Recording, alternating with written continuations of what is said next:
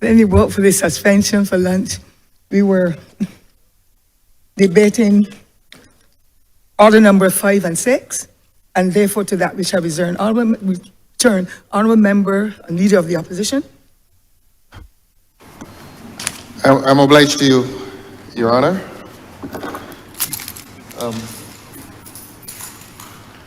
I expect, ma'am, that you will hold me to my promise to begin where I ended. And I had ended at the point where I was asking the government, challenging the government even, to produce some long overdue financial statement as to ministerial travel within the last year, certainly, that if this government comes here to boast that it has paid allowances to fisher folk in the sum of $4 million,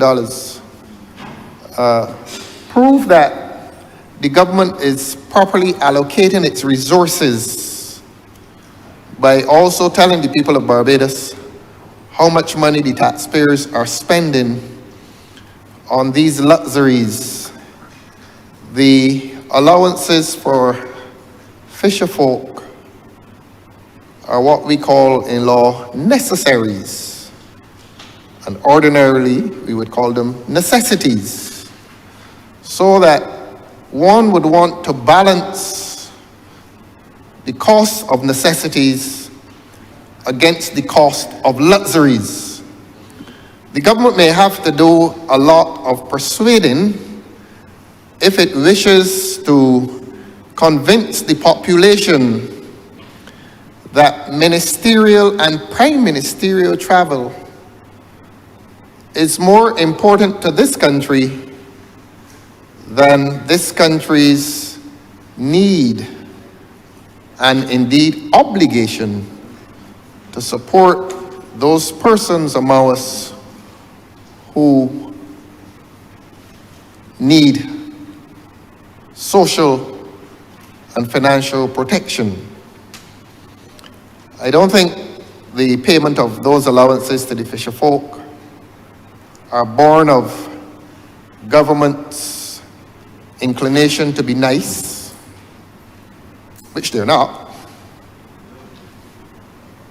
It is born out of an obligation to protect the vulnerable among us.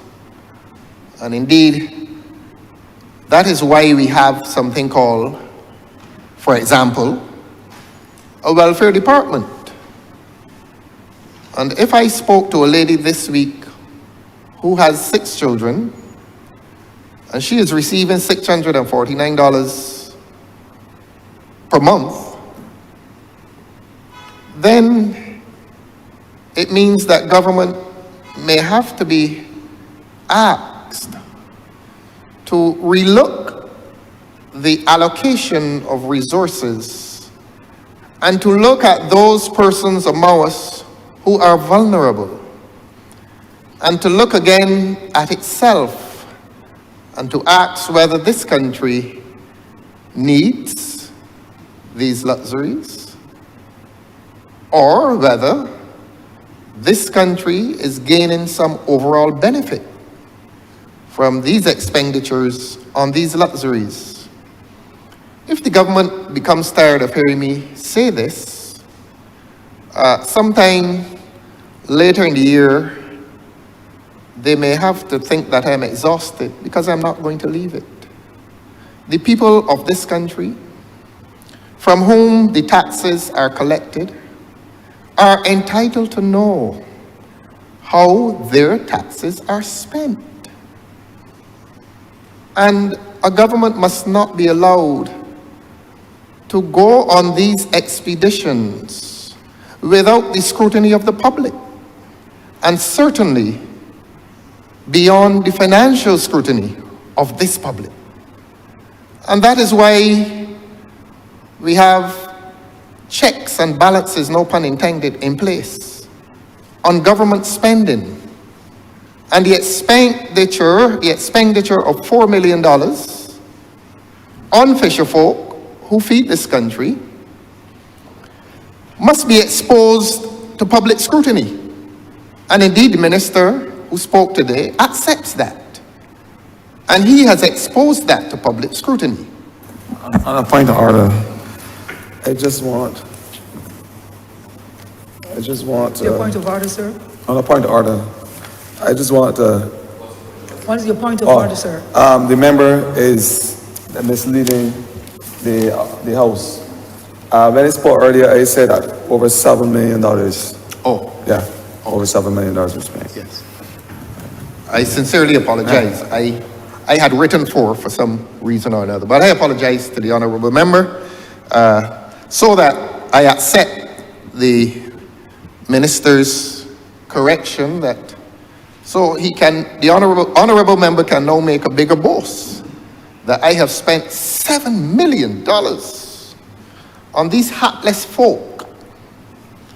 Well, we've heard about the hapless folk. Let us hear about the happy folk who are ingesting champagne in the skies on private jets at the expense of the people of this country. It is a subject to which I return. If we have spent $7 million on hundreds of the hapless folk, let us hear how much has been spent on less than 30 of the happy folk. And maybe it is more than 30 of the happy folk, because from what we understand, those delegations are quite large. And we don't say this with any facetiousness, nor with any hint of sarcasm. Because in a country that is in the grips of the IMF, a country that's in the grips of an austerity program, every trip on land, on sea, or in the air must be justified. And we are not doing this to be malevolent. Every modern democracy subjects its public spending to scrutiny. There are no financial sacred cows in this democracy. In this parliamentary republic, there are none, or there is none. And I was saying, and I'm going to repeat, if this government believes that the people of this country are going to get tired of making that inquiry over the next few weeks and months, unless this government comes to the people of this country and gives a figure, they are going to have to accuse the people of this country of exhaustion from asking. We're not begging. The people of this country are entitled to know. These are taxes that are taken out of people's incomes. Please, government, I beg you, do as the other modern democracies do. Disclose every last penny of spending. And if you believe that the spending is unjustified, stop it. If you believe that it is justified, declare it. But you can no longer remain silent on this matter of public spending, particularly when, as we claim and will continue to claim,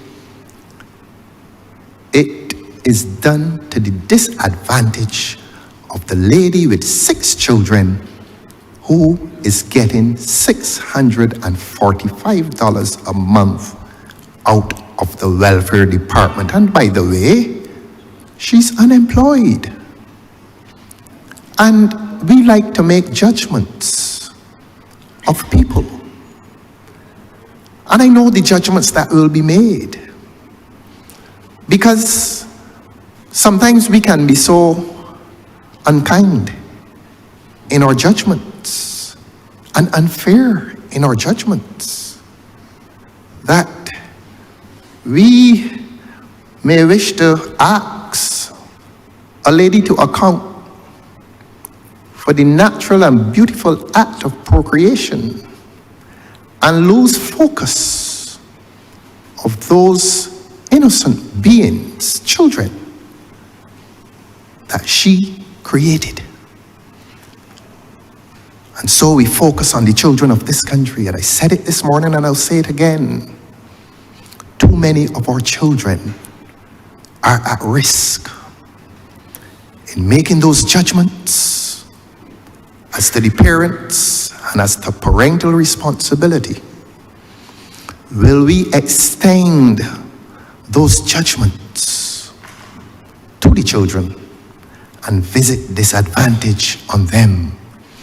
Whether we like it or not, you don't have to be a socialist nor a capitalist nor anything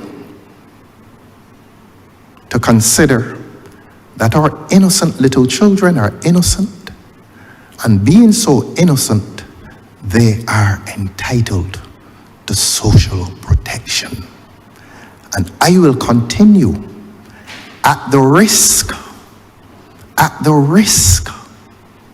of losing popularity. That is not my concern now. Justice is more urgent than popularity. And I suppose every politician, if he's honest with himself, will be interested in popularity. But there's something called principle. And principle dictates that we should be here to pursue justice. And we cannot claim to comfortably occupy a space in this country where our children are abandoned by the state. And I make bold to say that unaccounted government spending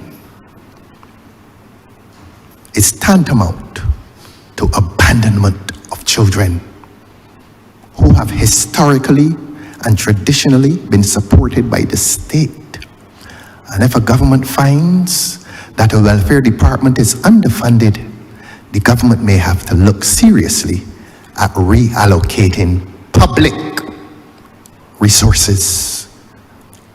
And I raise my voice when I say public because those resources are not private. They are public. They are public. On that, Your Honor, I will leave that topic and promise this government that I will return to it on every occasion that I find it necessary to do so. Because we must never in this country get comfortable with injustice. We must never get comfortable with injustice. Let the consciences remain in the state in which they find themselves today and tomorrow. I will revisit this topic at some propitious time in the future. And if the government finds it impossible to give the public of this country an answer within the next 24 hours, within the next week, or within the next month, we shall return to this. This country is due some accounting. I'm obliged to you on that topic, Your Honor. Let me move on to the legislation.